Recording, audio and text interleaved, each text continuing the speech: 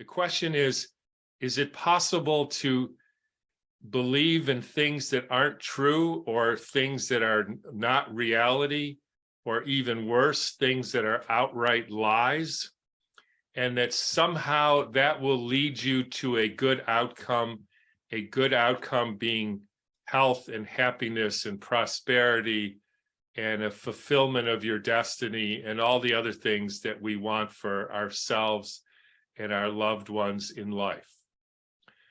Interestingly, some people, particularly some doctors I know, they seem to think that that actually can happen. So they're fairly often saying to me, but Tom, what difference does it make if there's viruses or not, as long as we expose the tyranny, or if we can help people with ivermectin or chloroquine or hydroxychloroquine or vitamin C or vitamin D? What difference does it make if the viral story is a fabrication, not the truth, or an outright lie?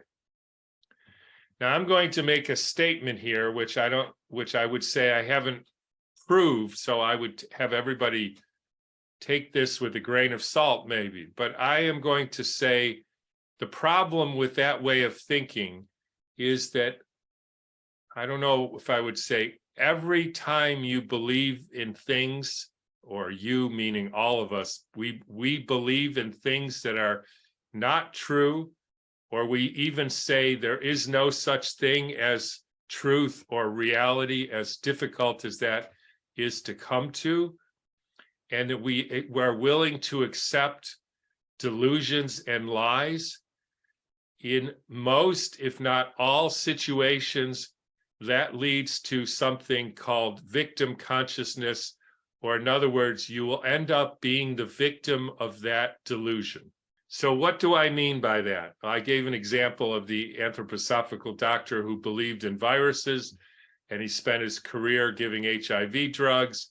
And then, of course, he got the COVID shots, because if you believe viruses are going to kill you, then it seems logical to get a vaccine, even if nobody's actually tested it against a virus, because they don't exist. But anyways, and so that killed him. And so he ended up being, in a sense, the victim, you could say that, but he's not really the victim.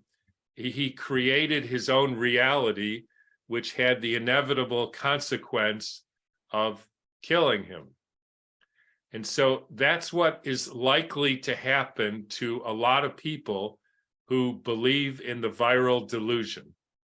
They will inevitably end up doing things to protect themselves against this big, scary virus, and those things will cause them grave harm.